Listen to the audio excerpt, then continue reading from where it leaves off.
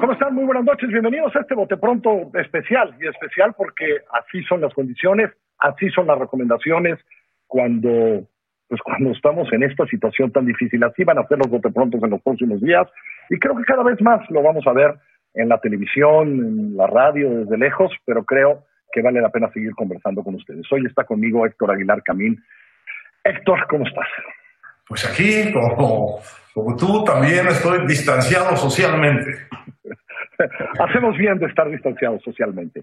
Héctor, sé que parte del aislamiento, porque lo hemos platicado en privado, pero lo has puesto en tus columnas, te lo has pasado como leyendo mucho de dónde va esto, de dónde viene, expertos, periódicos, etcétera.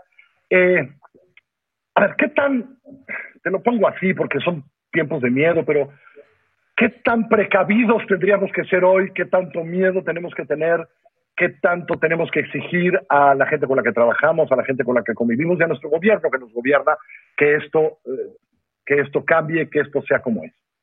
Bueno, Carlos, yo creo que tenemos que ser muy precavidos. Y la primera precaución que quiero tomar aquí con nuestro auditorio es decirles, porque luego hay muchas quejas diciendo, ¿y desde cuándo estos señores son expertos en epidemias y en el coronavirus? No hay ninguna pretensión de tener conocimientos especiales sobre eso. Lo que sí hay es una enorme cantidad de textos en la prensa nacional, no, pero en la prensa internacional sí. Enorme acumulación y traducción de conocimientos que un lector estándar cualquiera puede leer con gran provecho y aprender sin volverse un especialista de qué se tratan algunas de las cuestiones fundamentales de esta epidemia. De manera que cuando estamos hablando, creo que tú compartirás eso conmigo, no estamos impostándonos en la voz de los expertos, sino simplemente tratando de compartir lo que hemos leído y lo que nos parece pertinente de eso que hemos leído para la situación mexicana.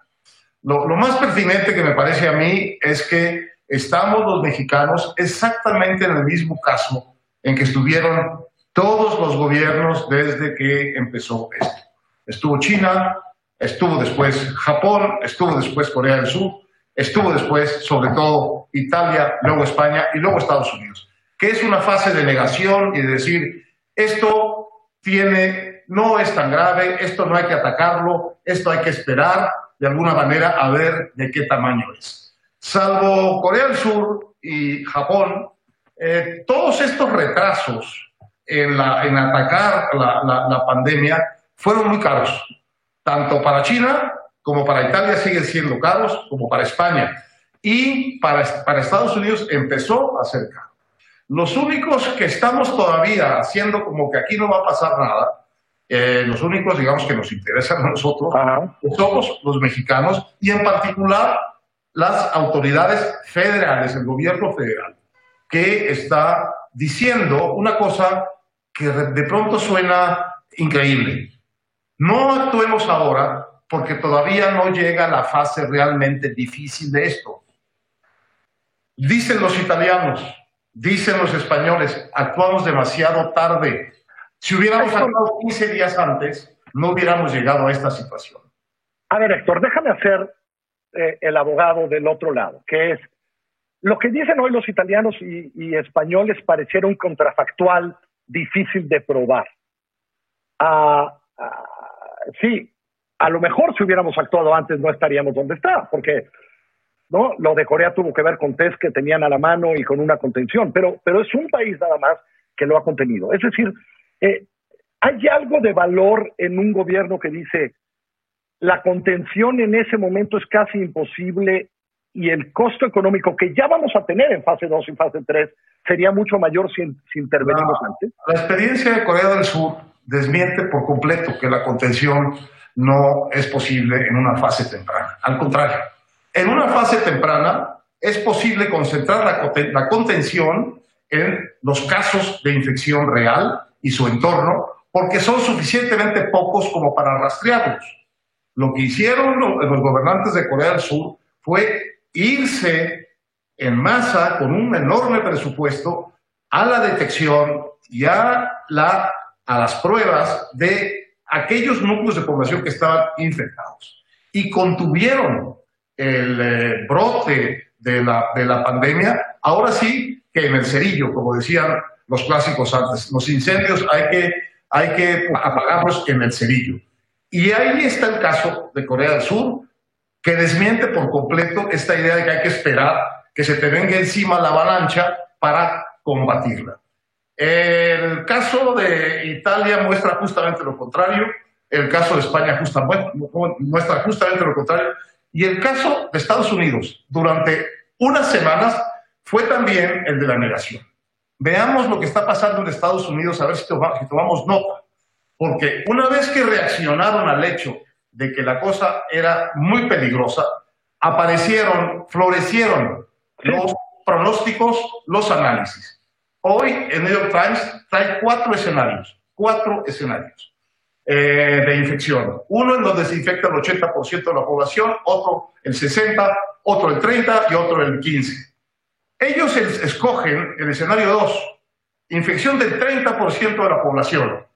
Infección, mucha infección que es asintomática, es decir, pero infección, es decir, el 30% de la población, ¿no? El 30% queda infectada y por lo tanto en el entendido de que no todos los infectados se mueren, sino solo en el fondo un pequeño porcentaje.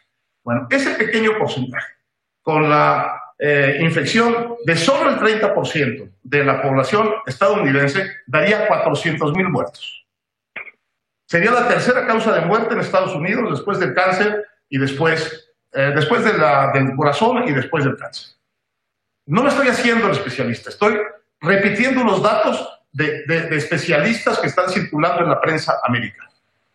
El escenario número 4 americano es infección de 80%, 1.700.000 muertos en Estados Unidos. En Estados Unidos, que es el país que nos va a contagiar a nosotros realmente el virus. Por los mexicanos, Estados Unidos. ¿No los italianos? No, bueno, empezamos con los italianos y luego, los españoles y ahora los que fueron a Bale y ya no sé ni quién, sí, ahora viene de Estados Unidos. Bale ya fue parte del proceso y nos mandó a unos personajes muy importantes infectados en Bale. Estados Unidos va a ser la puerta de entrada, está siendo la puerta de entrada a la epidemia mexicana.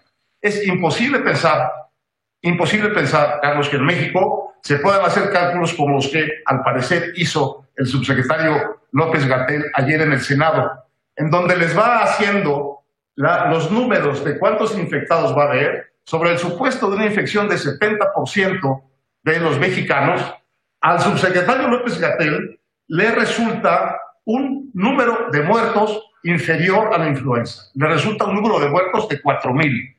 Esos números son imposibles, simplemente no suman. Te estoy diciendo los números de los Estados Unidos. Diferencia entre Estados Unidos y el subsecretario López-Gatell. A partir de que se dieron cuenta del problema, empezaron a producir cientos de miles de pruebas para que pudiera sentirse infectado. En México no hemos empezado a hacer masivamente esas pruebas, de manera que la información que tiene la autoridad es una información que está fundada auténticamente en el número de casos que cayeron en la red de hospitales públicos. Sabemos que en esta fase, y en eso tiene toda la razón el subsecretario, en esta fase la infección y la mortalidad es relativamente tenue, pero sabemos también, y lo vimos en el caso de Italia y en España, que cuando esa línea tenue empieza a crecer, crece exponencialmente. ¿Cuál es la dificultad con entender el carácter exponencial de esto?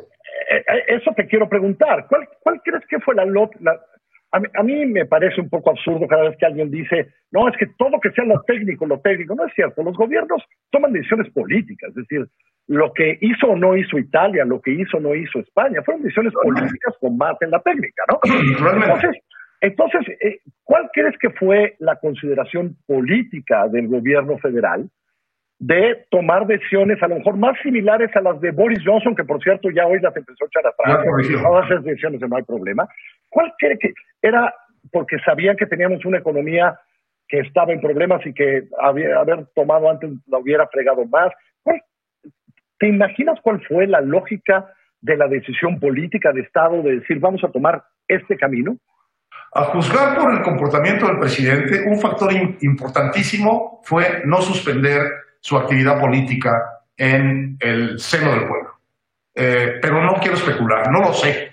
Lo que sí sé es que los números de la autoridad federal no son buenos, no están fincados en un universo suficiente de casos contados. Lo que sé también es que a la hora en que esta epidemia brote, va a haber que parar la economía dentro de 2 semanas o haberla parado hace 2 semanas. El costo va a ser más o menos lo mismo. La diferencia va a ser que vamos a parar la economía en medio del brote de la epidemia, que es, repito, exponencial.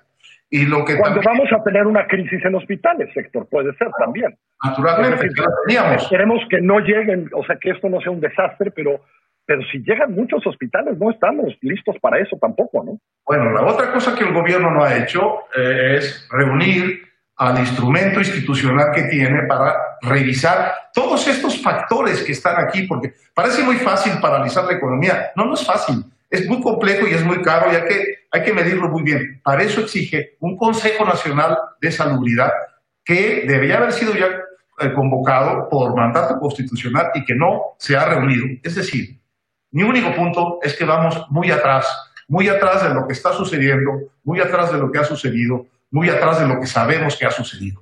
Y me parece que esto debería tener, Carlos, una corrección. Y no me estoy haciendo el experto, estoy simplemente hablando como un ciudadano que lee y que ve en lo que lee que esto ya sucedió en otras partes y que a nosotros nos va a suceder a sabiendas, y el daño puede ser realmente enorme. El daño de ese retraso. Así es, Héctor.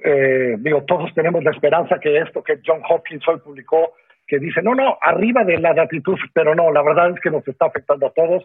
Esperemos que no sea tan grande. Y que creo que hoy lo único que podemos invitar, y se nos acaba el tiempo, es, de verdad, lo que más puede, aislémonos nosotros, lavémonos las manos, protejamos a los adultos mayores y seamos inteligentes con todas nuestras decisiones. Héctor, gracias por colaborar desde tu casa. Saludos a todos allá. Gracias, Carlos. Seguramente así estaremos la próxima semana también. Yo creo que sí. Gracias, Héctor. Gracias por este es un bote pronto desde nuestros hogares, donde usted se debe quedar un ratito. Que le vaya muy bien. Buenas noches.